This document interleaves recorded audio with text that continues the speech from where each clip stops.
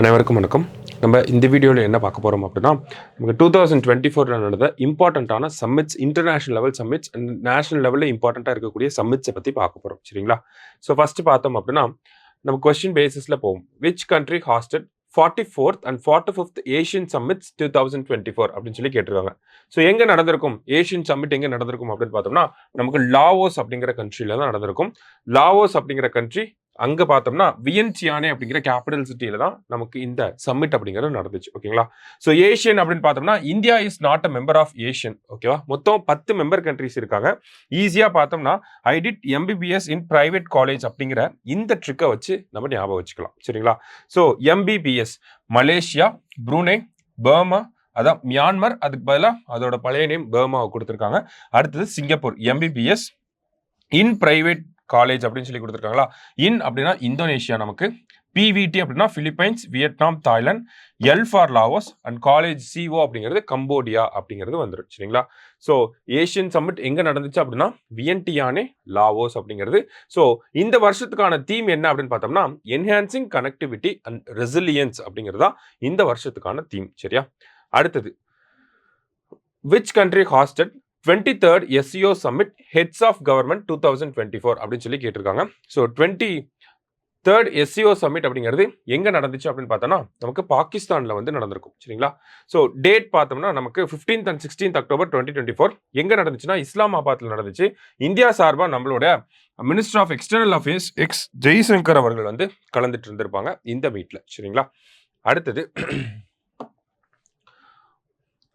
Third edition of Indus X summit held in which country அப்படின்னு சொல்லியிருக்காங்க. So third edition of Indus X summit எங்கே நடந்திருக்கும்? Indus summit அப்படின்னு பார்த்தோம்னா India US defence acceleration ecosystem அப்படிங்கிறது தான் இந்த இண்டெக்ஸ் அப்படிங்கிற சம்மிட். சரிங்களா? எங்கே நடந்திருக்கும்னா அமெரிக்காவில் கலிஃபோர்னியாவில் வந்து நடந்திருக்கும். சரிங்களா?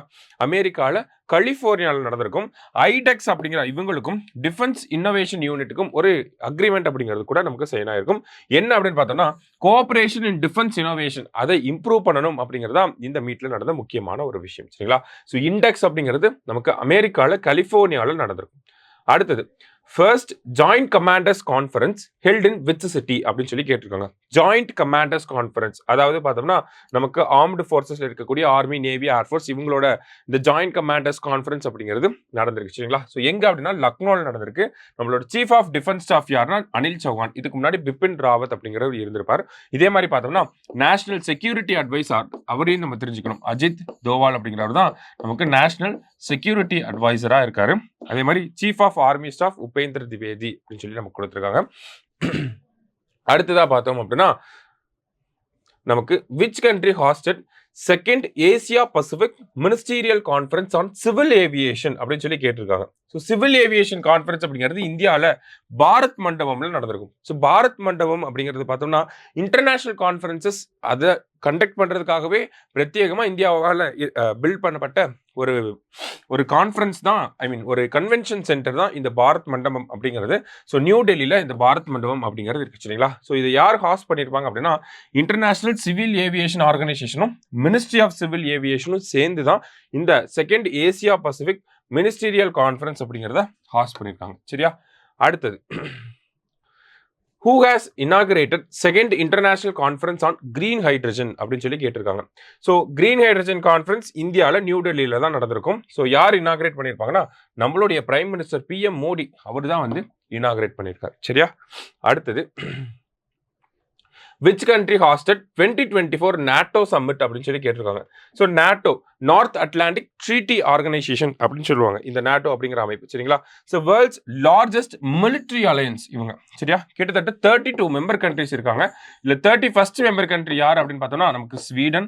32nd மெம்பர் கண்ட்ரி யார் அப்படின்னு பார்த்தோம்னா நமக்கு ஃபின்லாந்து. சரிங்களா?